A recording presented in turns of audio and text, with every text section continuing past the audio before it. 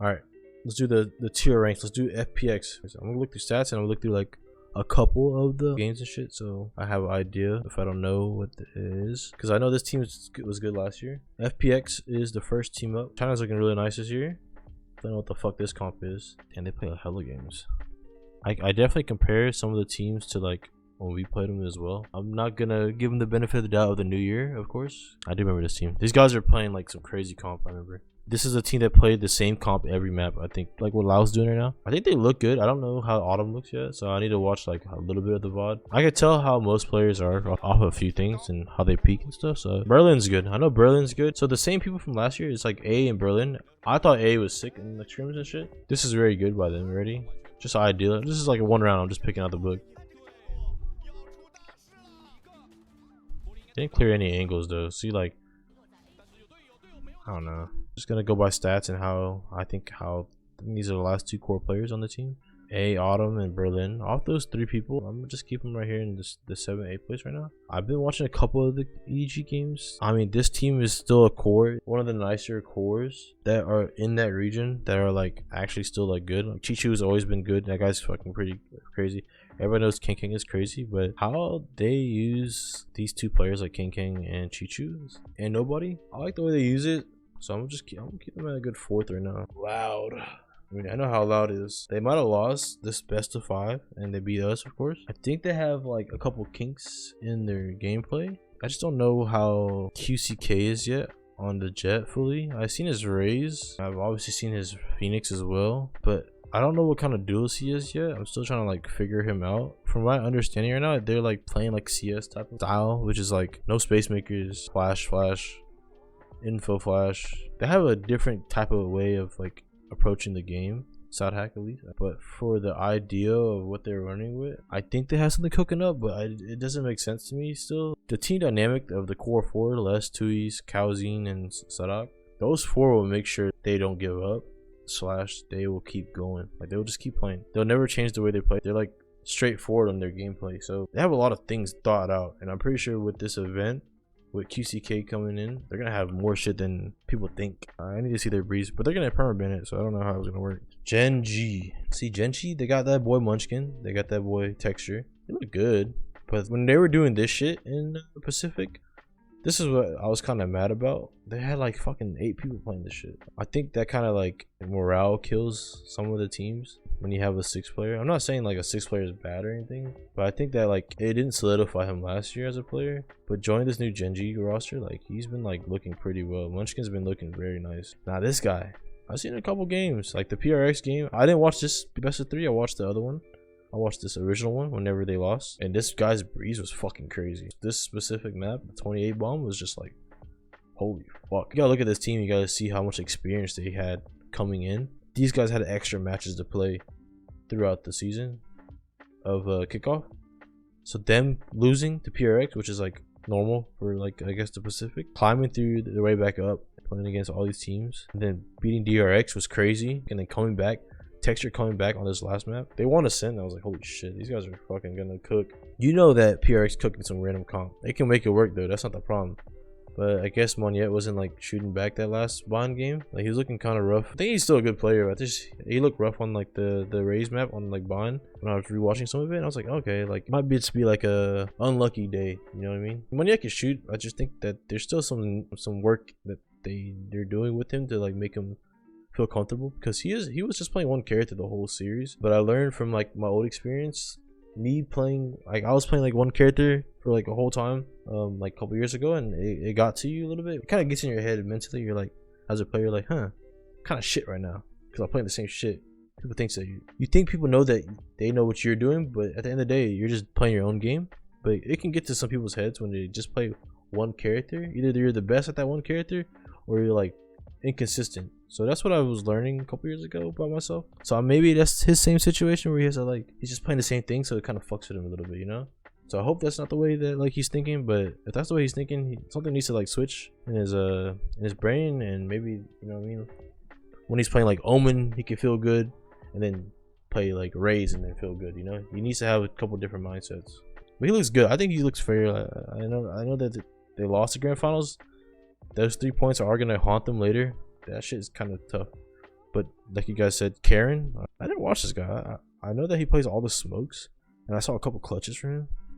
I think I saw this clutch, yeah.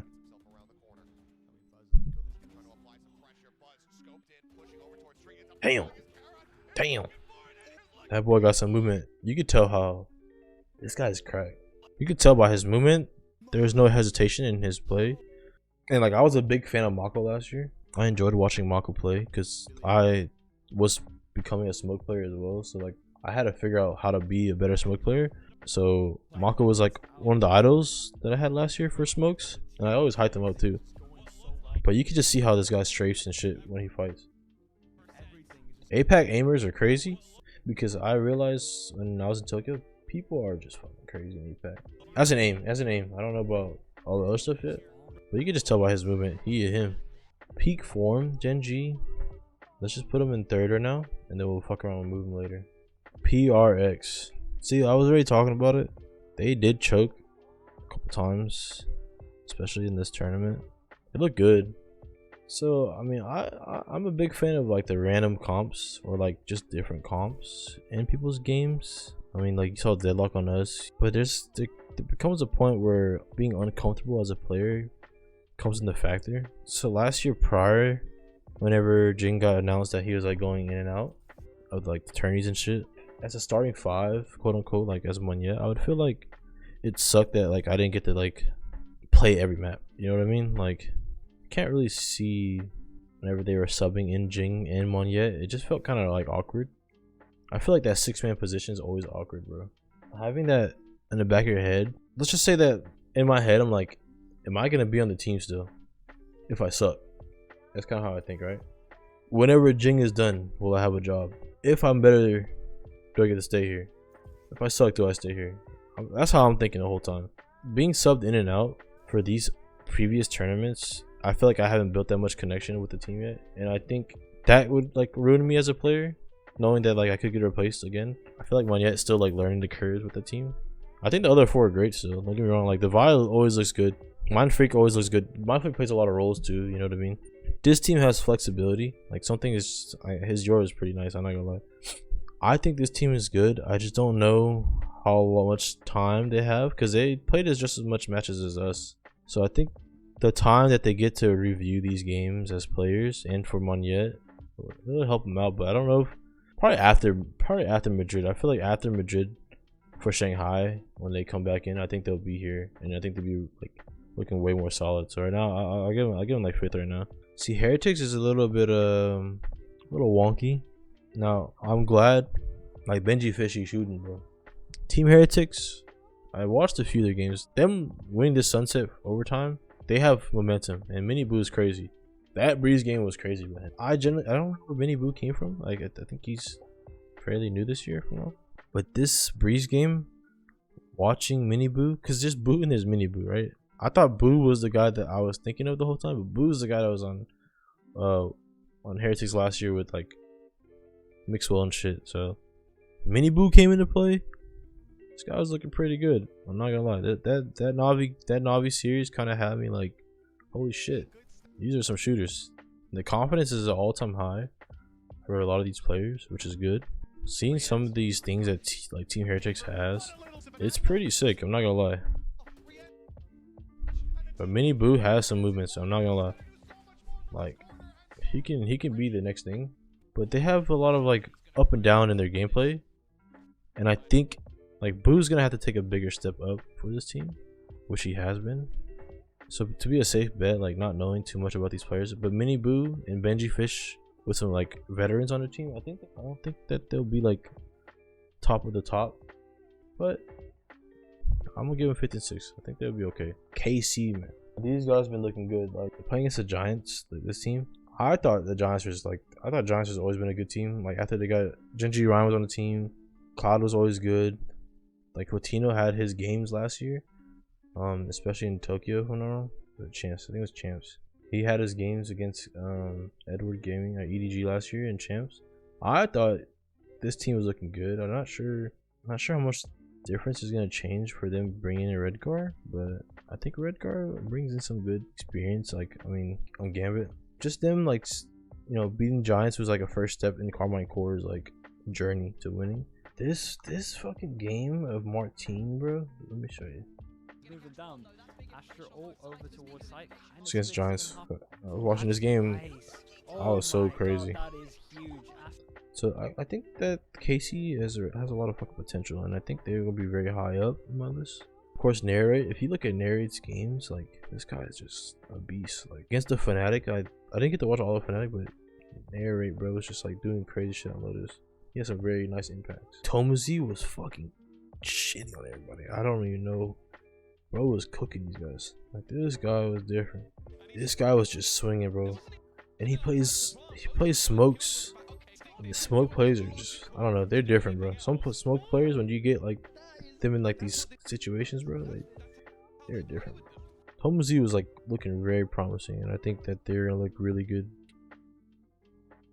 I'll put them there for now. I think they're gonna be good though. Of course, we got Sentinels. I'm not gonna put them at 1 yet. That's what's ending up to. Put them at 3rd. I'm kind of like edging on all these 4 teams right here, because I think all these teams have potential to disrupt each other. You guys seen the Sentinels run. You guys know how many fucking maps they played.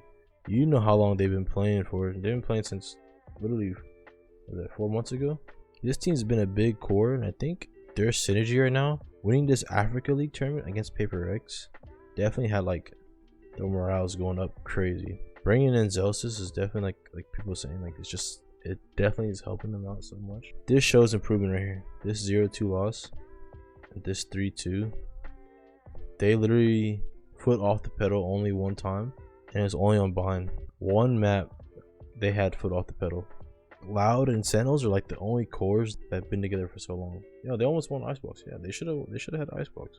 They only foot off the pedal one round, like one game, bro. And this game was just like, they're like fuck, and they came back strong as hell.